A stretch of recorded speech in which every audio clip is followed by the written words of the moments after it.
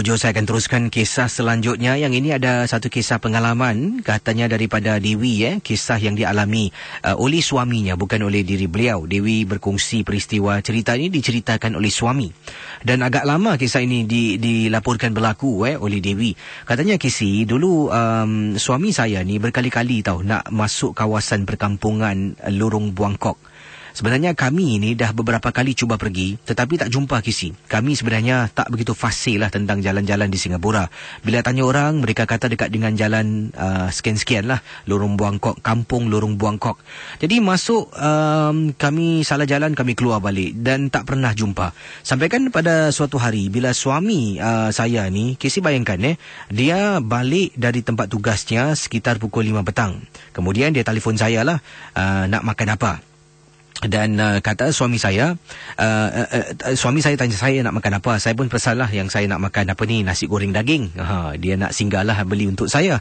Jadi saya ni menjadi resah dan menjadi katanya tak tentu arah apabila jam 5 suami telefon, maghrib suami tak sampai rumah, dah 10 malam tak sampai rumah. Kesi, hanya selepas waktu subuh pukul 6.30 pagi suami saya baru sampai rumah. Bila dia sampai rumah, dia seolah-olah dalam keadaan tidak tentu arah. Saya menjadi takut Kisi. Saya telefon abang ipar saya, iaitu abang kepada suami saya. Saya telefon adik-beradik saya beritahu ibu saya, mak mertua saya, semua orang saya beritahu. Masing-masing telefon suami, saya pun telefon, tak dapat Kisi. Operator mengatakan nombor yang di-dial tu tidak dapat ditembusi lah. Mungkin tak ada network ataupun handphone mati. Tapi Kisi, bila suami balik, dalam rumah saya, mak mertua, mak saya dah ada, abang saya dengan yang lain-lain cuba cari. Sebab kita tidak boleh laporkan seseorang itu hilang sampai 48 jam. Jadi dalam waktu itulah saya dengan mak saya semua kami berdoa Kisi. Suami balik 6.30 pagi, semua terperanjat. Suami dalam keadaan bingung seperti tidak tentu arah. Jadi saya panggil suami, saya terus peluk suami, menangis Kisi. Menangis, campur marah pun ada, nak tahu sebenarnya ke mana dia menghilang.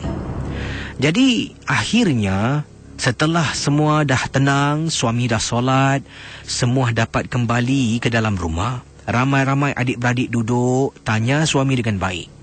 Suami pun menceritakan. Suami mengatakan yang dia selepas beli makanan tu, dia tiba-tiba tergerak hati nak cari kampung Lorong Buangkok seorang diri Kisi. Dia pun masuk dan cubalah, katanya kalau hari ni malam ni dapat jumpa, esok hari dia nak bawa saya, sebab kami memang nak ke sana. Jadi katanya bila suami saya masuk, tiba-tiba dia jumpa perkampungan. Perkampungan ni cantik sangat. Dia pun hentikan kenderaan, kemudian dia keluar dari kenderaan. Dia disambut oleh penduduk kampung yang begitu mesra sangat. Semua datang ke arahnya beri salam. Assalamualaikum bang. Waalaikumsalam. Abang orang baru kat sini ke? Oh tak ada, saya datang nak tengok kampung ni aja. Lama saya cari kampung ni, sekarang baru jumpa. Oh ya ke? Silalah masuk rumah saya bang. Ada orang ni pelawar dia masuk dalam rumah, kata suami. Jadi dia pun masuk dalam rumah tersebut, disajikan makan, suami makan, duduk berbual. Setiap kali suami kata nak minta diri dulu, orang tu kata nantilah, kita baru berkenalan. Awak pun lagi pun lama nak cari kampung kami. Dah jumpa ni, lain kali datang bawa lah isteri.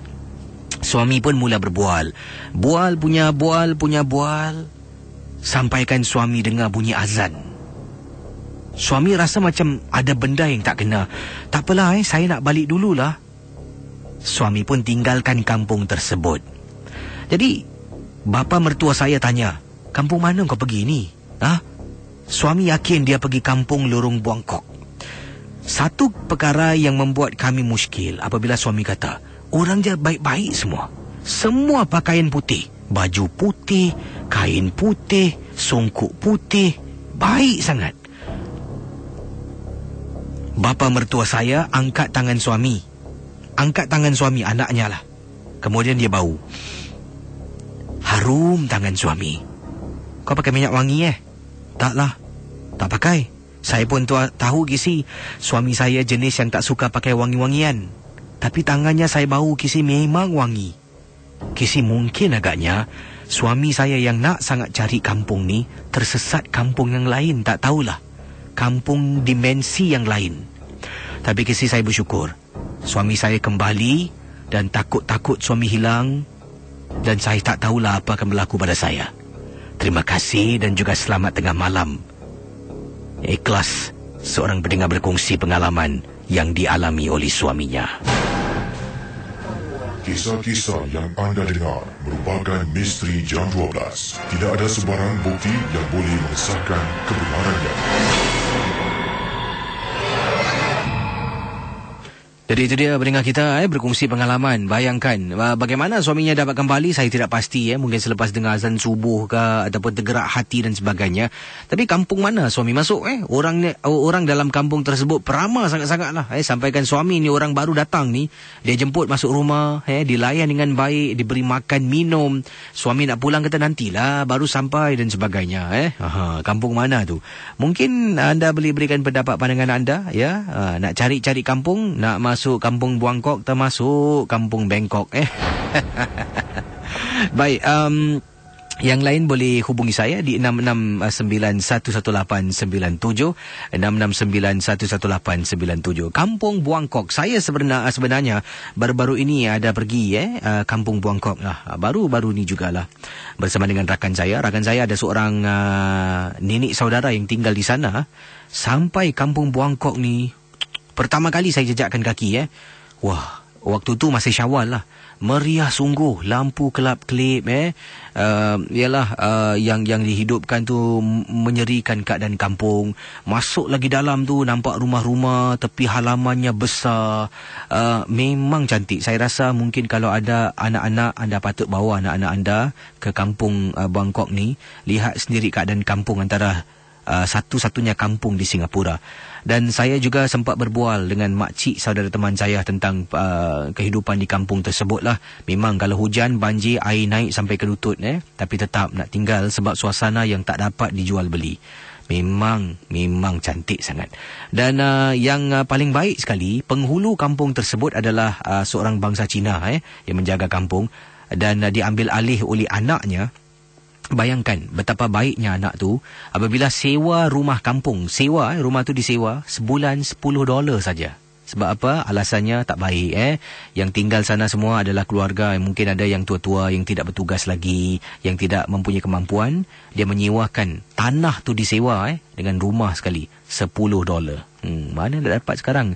Rumah di Singapura tadi baru masuk berita 1 juta rumah flat. Siapa nak beli?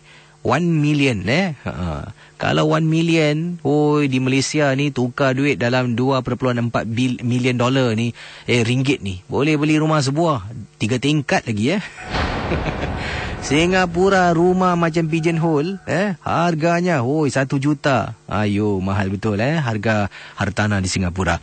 Baik, kita kembali selepas